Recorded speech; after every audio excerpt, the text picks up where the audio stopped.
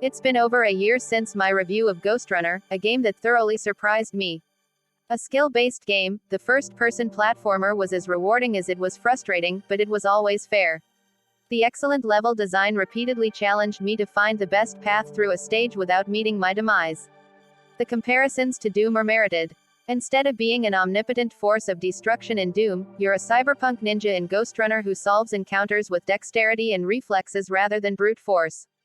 Ghostrunner is an excellent platforming and action experience that occasionally stomps you to the ground, only to build you back to survive seemingly impossible encounters. With the Project Hel DLC, Ghostrunner gets a full new campaign that acts as a prequel to the events of the main story. In this outing, you control Hel, one of the bosses of the main Ghostrunner campaign who's essentially an unhinged war machine. She treats humans like insects that can be easily cut apart with the swipe of her blade. There is a full story here, again told entirely by voiceover during gameplay, and again relatively difficult to follow while you're traversing elaborate platforming sections. The additional gameplay is likely what you're here for, but if you enjoy the cyberpunk setting and story, that's here too.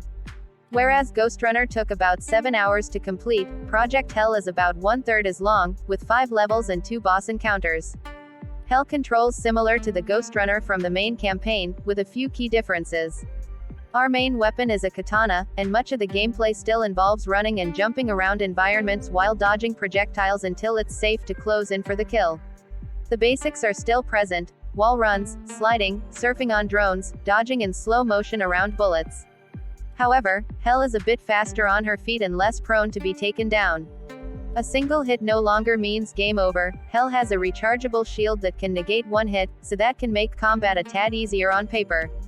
Hel jumps higher and dodges farther, and there's even an indicator of where you'll land after dodging. It makes the gameplay feel faster and more agile, and Ghostrunner wasn't exactly slow to begin with.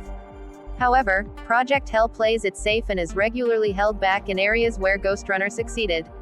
One of the strongest parts of the original campaign was its ability to vary the action. You gradually saw new enemy types and platforming abilities of increasing challenge. Project Hel doesn't emulate that same experience in a shorter form factor.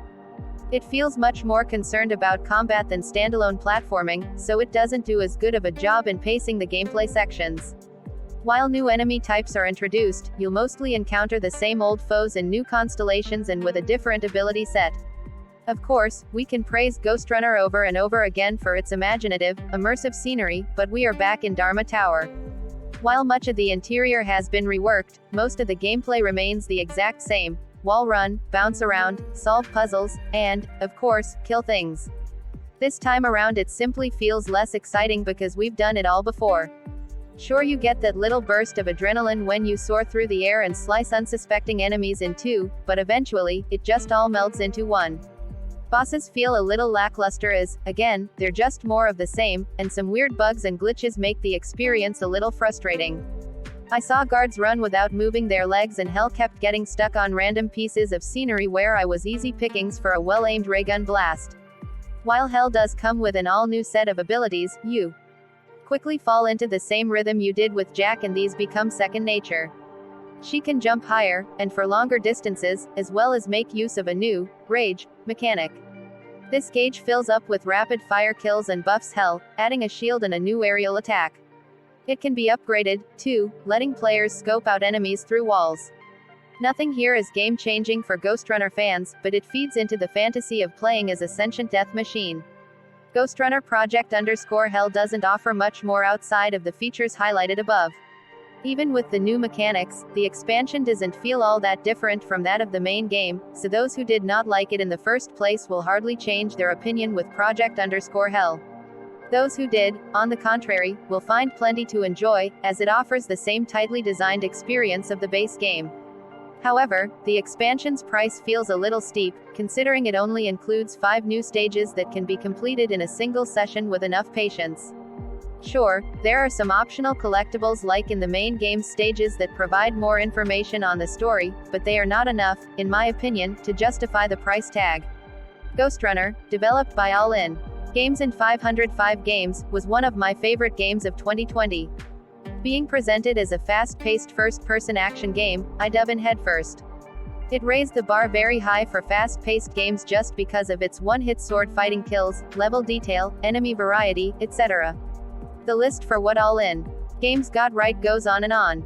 Specifically, though, them secretly making a puzzle game out of an action game felt great.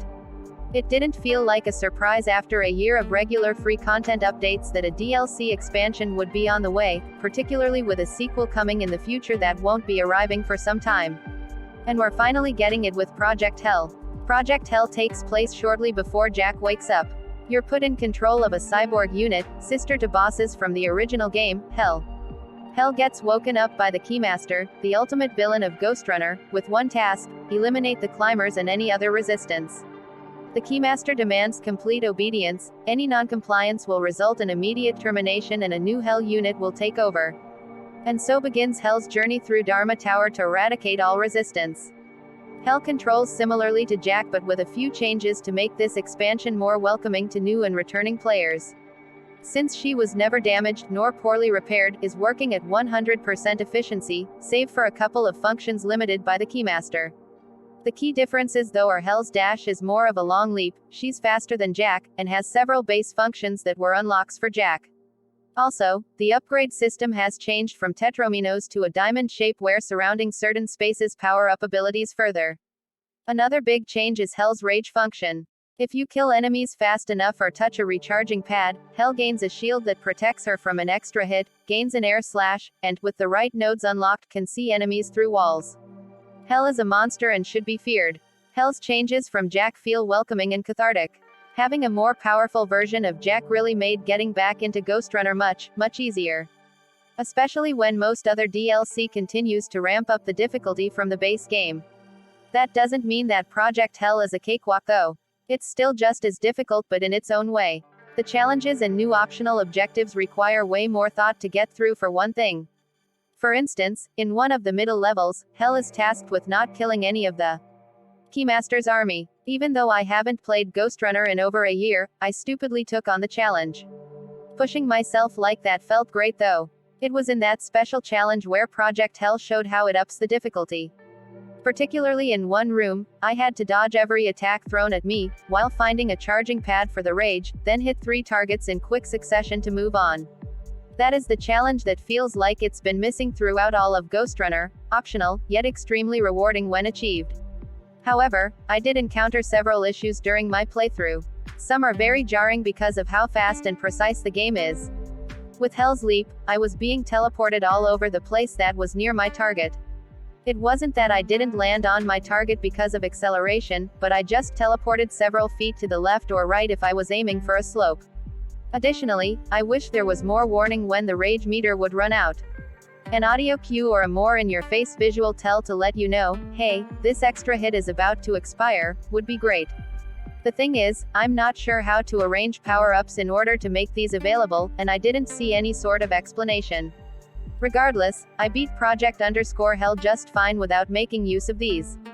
The levels here are of the same quality as the base games, although I'd say there's considerably less frustration here, but that just could be because I'm already sufficiently used to the main game. The 2 boss battles are somewhat challenging, but not particularly special or memorable. The final fight is honestly more enjoyable than the base game's final boss battle, though, as it ends with Hel getting to use Infinite Surge for a bit. Project_Hel won't win over anyone who wasn't already a fan of Ghostrunner. However, the DLC is a really good addition to the game that only makes the overall package better. It's still got its pros and cons and, yes, you have to be okay with getting shot in the back by enemies that you couldn't have known were there without memorization. But this is a trial and error sort of game to begin with, so I guess that's no surprise. If you're in the market for more Ghostrunner, then this does a nice job of scratching that itch while also offering a fun character who plays differently enough to change things up.